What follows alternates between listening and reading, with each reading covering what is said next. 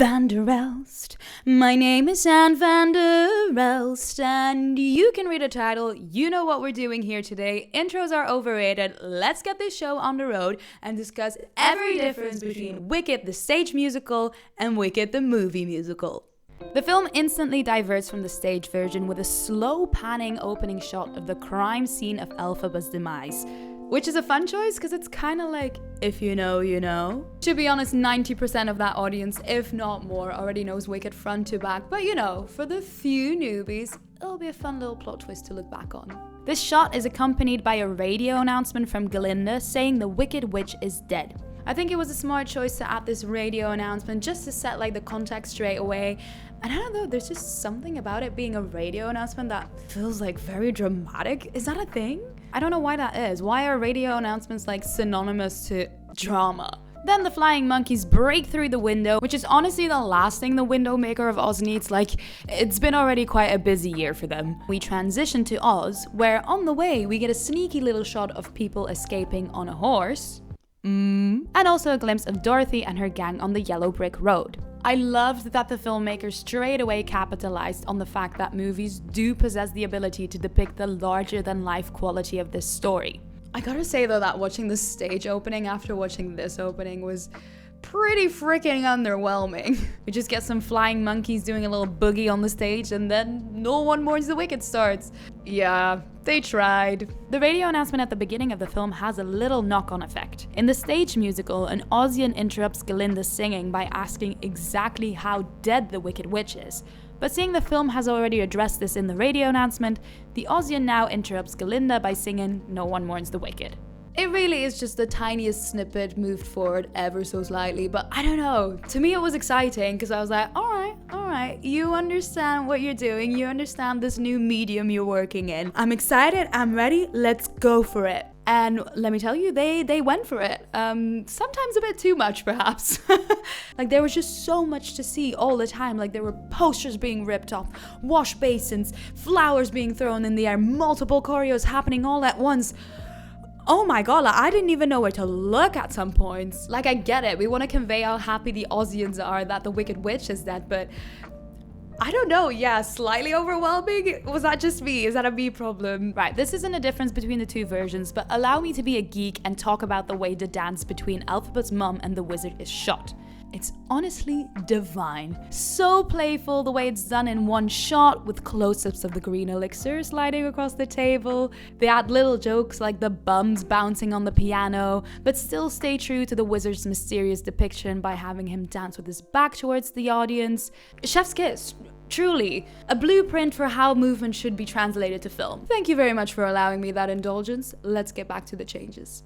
In the film, during the birth scene, we get introduced to Dulcibear, Elphaba's nanny. Now, I've not read the Maguire novel on which Wicked is based, so as I was looking up whether Dulcibear was perhaps a character from the book that got reintroduced to the movie version, I stumbled upon a very interesting Reddit post where this user said they didn't like Dulcibear because it should be enough for Elphaba to want to stand up for animals simply because of the way they get treated, and not because of a personal connection. And although I really understand this person's view, like obviously we should push back when evil is being done regardless of our personal connection to the issue, I disagree. Like, at the end of the day, this is storytelling. Films definitely have the power to inspire people, but they only do so when they carry a certain level of emotion.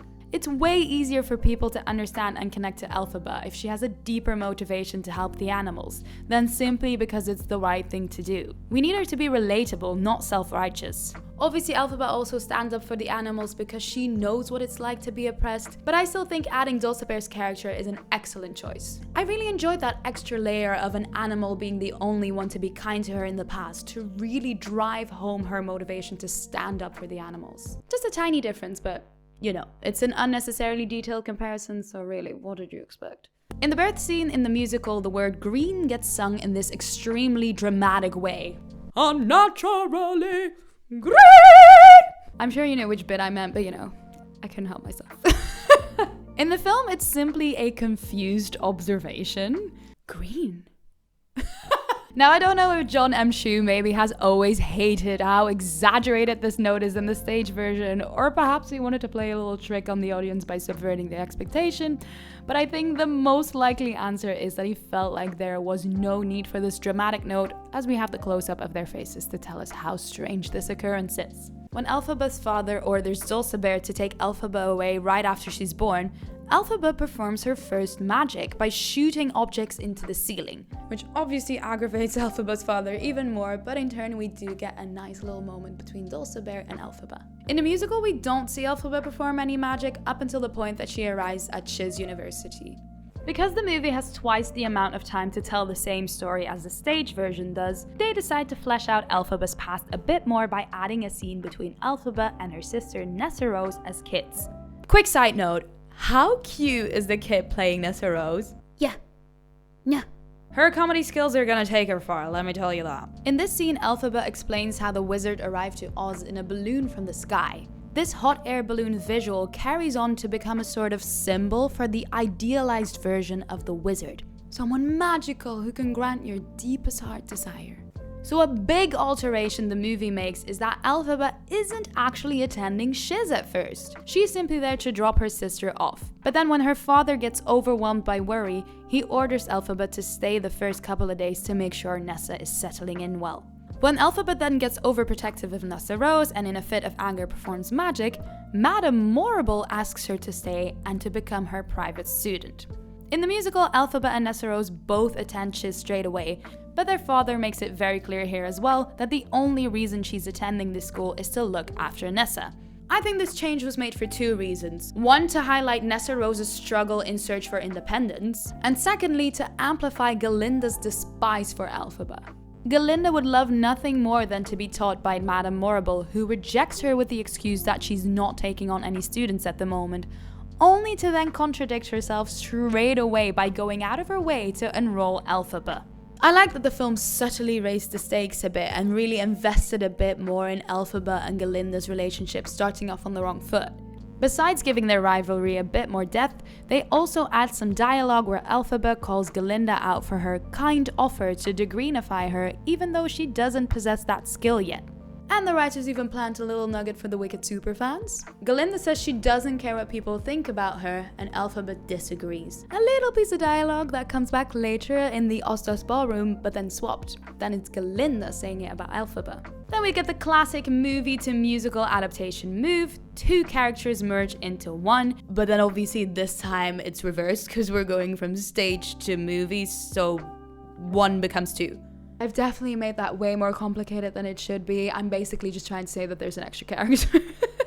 Madame Morrible does not take care of Nessarose in the film. Instead, we get a new character to take on this duty, Miss Coddle. She basically acts as some sort of umbrage, hiding her evilness behind her impeccable manners. This leaves Madame Morrible the space to first establish herself as this icy queen, before turning on her fake niceness to win Elphaba over. In the movie, Madame Morrible claims Elphaba's magical outburst as her own. Albeit subtle, I think this is a very powerful change as it serves two goals. One, gaining Elphaba's trust. Elphaba is embarrassed about the incident, so is relieved when someone else takes it upon themselves. Two, Madame Morrible uses it to create the illusion that she is more powerful than she actually is. It shows the audience that she's a manipulative biatch. I know I've been praising the movie a lot so far, but something had to break that trend, and that something is Jeff Goldblum's face. Why is there a Mount Rushmore of the wizard at Shiz? I genuinely had a giggle when that moment happened during Wizard and I like that the reflection of the water represented Elphaba's vision, but did it really have to be projected onto Jeff Goldblum's face? We get it, she thinks the wizard is the key to make her happy. I thought it was a bit on the nose. Or on the cheek, should I say. In The Wizard and I, they add this tiny section where Elphaba does this little jump fly thing, which at first looked like a cute progression from her jumping on the stones at the beginning of the song, but later on in the film, it comes back at a very important moment. Yes, I'm talking about Defying Gravity. I do feel like musically, where they placed that extra little section for the jump, made me anticipate another little jump, if that makes sense. I thought it was gonna be held in such high esteem. Ooh, little jump. When people see me, they will scream, oh, bigger jump. Can you tell I teach toddlers? So no, that second jump never came, which I don't know why was kind of like unsatisfying to me, but I guess their musical ear just led them elsewhere, and I am okay with that. The film then adds a little scene before What Is This Feeling, where the dynamic between Galinda and Elphaba gets fleshed out a bit more. I liked and disliked this scene at the same time. I thought it was good that Galinda asked Elphaba to put in a good word for her with Madame Morrible, really underlining her ambition and almost manipulative side, but I wasn't too much of a fan of the window bit. It all felt a bit random. Like, when I think about it in hindsight, yes, it makes sense that when Elphaba wants to close the window, Galinda gets frightened because she thinks Elphaba's approaching her for no good reason. But in that moment, my brain just didn't link these two things. Like, I didn't understand why Galinda was frightened. I don't know if it's to do with the acting, like perhaps the reaction was a bit too big. And then I also think Galinda needed to annoy Elphaba like a good 10 seconds more to believe this, like a sudden outburst of magic and breaking the window, you know what I mean? Like, I can see how this scene could work on paper, but in the film, I don't know, something is off. The film really invested in introducing new visual themes, one of them being the poppy. When Dr. Dillamond and Elphaba have a chat after the animals must be seen and not heard message, they share that poppies are both their favorite flower. This comes back later when Elphaba accidentally sedates everyone in class as a reaction to the mistreatment of the lion cub.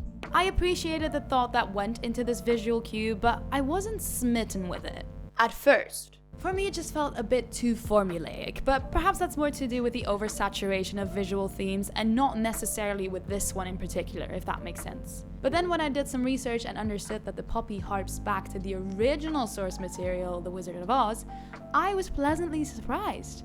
I've not seen The Wizard of Oz in quite a while, okay? So I just completely forgot that the Wicked Witch of the West conjures up a field of poppies to put Dorothy and her gang to sleep. I like the insinuation that perhaps she learned this trick during her time at Shiz. Instead of taking place in the classroom, the song Something Bad happens at an animal meeting. Unfortunately, this means the scene where Dillamond and Elphaba share their lunch gets cut, which I always thought was a funny scene because he ends up eating the paper. I'm clearly 5 years old, but I do still think that it's the right choice because this way the film shows the animal community more and makes us care about the animals more. Another scene gets added wherein one of Madame Morrible's private tutoring classes, Elphaba's struggling to tap into her magic powers until Madame Morrible starts talking about the harassment Dr. Dillamond faced. I don't know if I'm like a cynic or if perhaps Michelle Yeoh kind of sucked as Madame Morrible, but I thought this scene was very boring and so unneeded. We get it, anger helps her tap into her powers. Besides the fact that we have witnessed it multiple times at this point, the birth scene, the bullying scene, Nessarose's chair, it's kind of a given of the trope at this point. Think Harry Potter, Matilda, Carrie. Let's not make a long film even longer. Okay, so anyone who has dabbled in Wicked fan theories know that a lot of people are convinced that the real romance in Wicked is between Elphaba and Galinda, not Fiyero.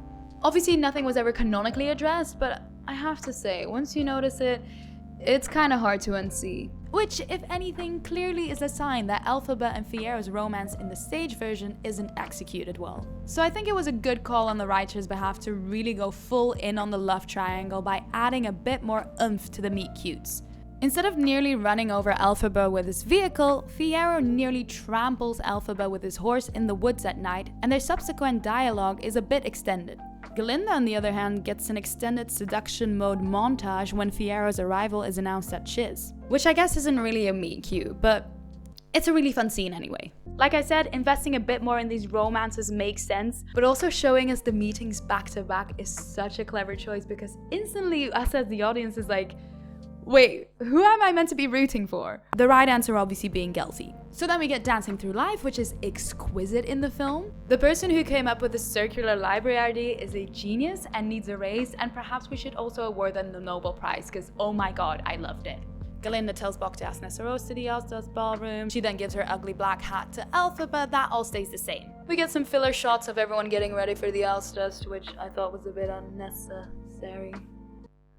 See what I did there? Everything stays pretty much word for word the same until Elphaba and Galinda's reconciliation dance. In the stage version, Elphaba dances like a fool and then Galinda joins in and starts doing these soft moves in an attempt to connect to Elphaba. The film takes Elphaba's back a bit more in this one and has her be the one who starts the connection dance, which actually makes way more sense. Elphaba is saying, I'm gonna be doing my own thing regardless of what other people think, and Galinda meets her in that space and copies her to signal that she's on her side. The film really takes time to build this moment, which it needs because it's a pivotal point in their relationship. It should be emotional and powerful, and God knows I got emotional watching it. You know, there's a lot of crap about Cynthia and Ariana crying in every interview they do about Wicked, but like, I get it. Like, I genuinely think filming this was a life-changing experience for them, and they just believe so much in this story. Like, you can feel it in their performance, so they're already so deeply connected to the story, but then add in some music which for some reason really amplifies the intensity. Like, I get it. I don't know why performing in a musical is so emotional, but it just is. You should try it. I don't think it comes as a surprise to anyone that the song Popular lends itself incredibly well to film. Having Galinda hang from the chandelier, the sunglasses shots with Elphaba, it's all very fun and perfectly suited to the vibe of the song. The film decides to add in a modulation or two at the end of the song, which felt perhaps a bit show-offy, but I'm not mad at it. Like, isn't that the essence of Galinda's character? A show-off but still incredibly kind? Layers. Like I mentioned earlier, in the film Elphaba and Fiyero steal the lion cub by Elphaba putting everyone asleep with the poppies. In the stage version, however, the duo succeed to cub nap because Elphaba makes everyone move uncontrollably. Or at least that's what I can make of it. Can anyone shed some clarity on what actually happens in that moment? Very happy that the filmmakers decided to make it all a bit more coherent by weaving the poppies into the narrative, so this moment doesn't feel as random. It's calculated, it's quite satisfying if I'm honest. Perhaps even arousing? No. Okay, so I always thought it was a bit shitty that the thing that ignites the spark between Elphaba and Fiyero is a simple touch. But in the film, it worked better, I thought. Perhaps because we get a POV from Fiyero? You know, seeing a close-up of a vulnerable Elpha makes it more believable. But also actually definitely because the flame was lit earlier in the story, like we've been building up to this moment of first physical contact. Now it has a better foundation to stand on, and so it doesn't feel as eggy. That of course means that I'm Not That Girl has a slightly different meaning. In the stage version, Elphaba sings I'm Not That Girl as a response to her sudden feelings for Fiyero. In the film, they already have a bit of an attraction, although Elphaba is in denial about them, and so I'm Not That Girl becomes more about admitting her true feelings to herself, but still trying to talk herself out of it. Or maybe that was the intention of the stage version all along. I don't know, I guess I needed Cynthia's layered portrayal of Elphaba to finally make that come across. Instead of a small scene between Madame Morrible and Elphaba, the arrival of the letter of the Wizard of Oz becomes this grand moment in the film. As it should. They do add a little dialogue where Madame Morrible puts a bit of pressure on Elphaba, saying she needs to prove herself. This is an interesting little shift from the stage version, as in the stage version it is the wizard who asks Elphaba to prove herself when they meet. In the film he actually voices concerns that Elphaba's not ready yet. Jeff Goldblum's portrayal of the wizard in general is a bit more mellow, which kind of made me question whether or not this character could fool everyone in Oz. Like, don't get me wrong, I really like the quirkiness that he brings to the character, but for the story to make sense, I feel like the wizard needs to have a bit more gravitas, you know, to be the story's main antagonist. The father of Elphaba makes a comeback in the movie in the scene where Elphaba leaves for the Emerald City.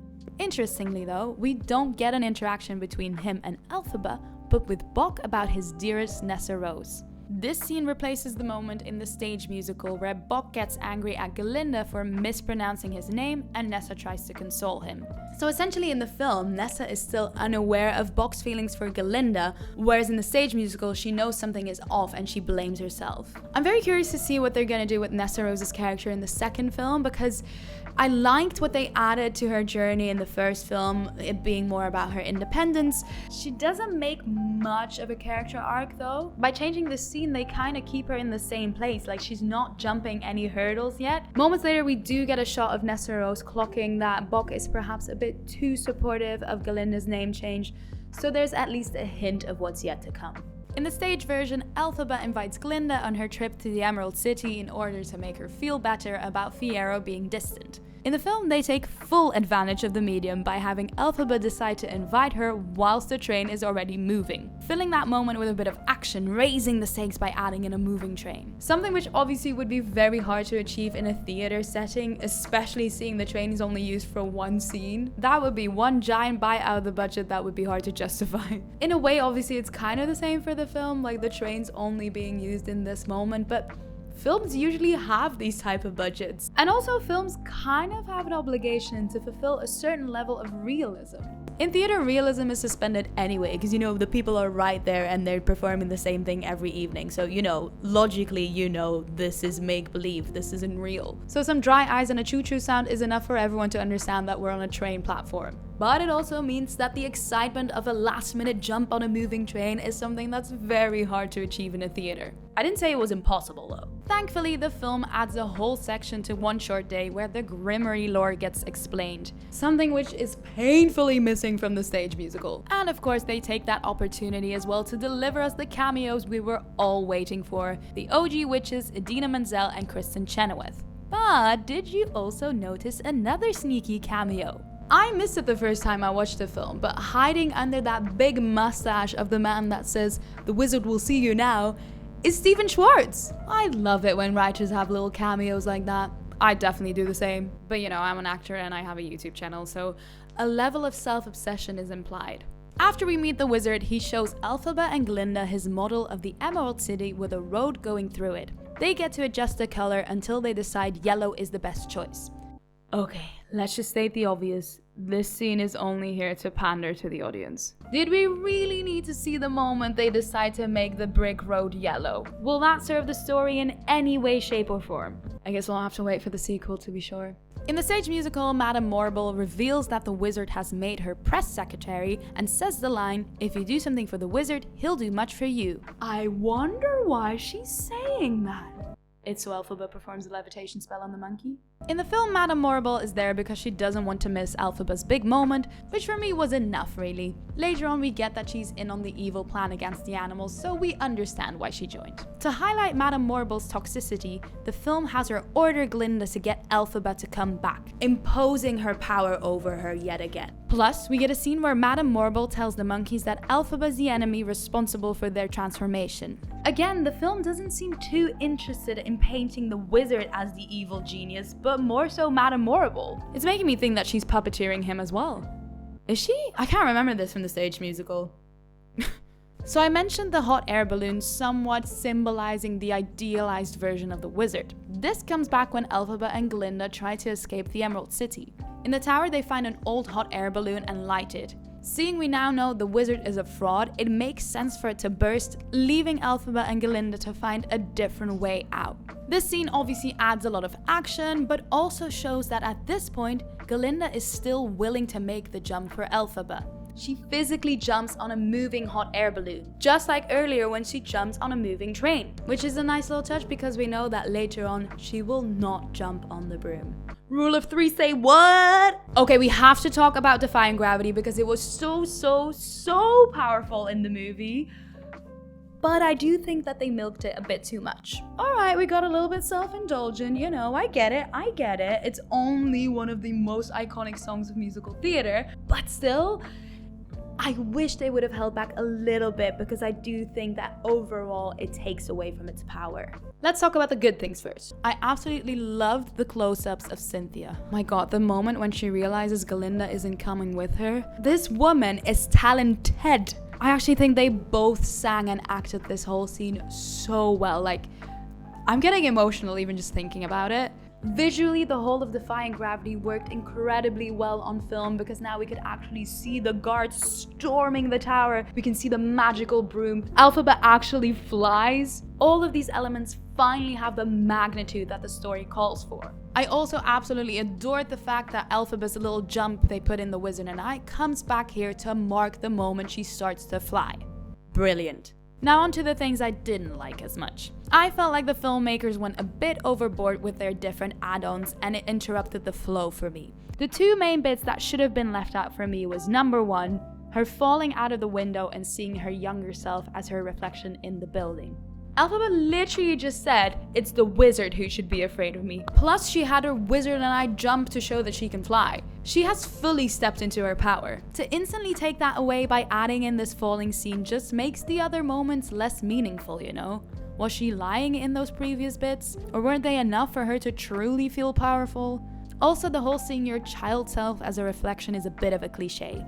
I think it would have been stronger to just have her fly straight away and sing "So if you care to find me," because now it almost goes silent before that bit, which just makes it lose its momentum. Moment number 2 that I hated, the close-ups of everyone at the end. I don't need to see what Fiera and Bock are feeling in this moment. They are so not my priority.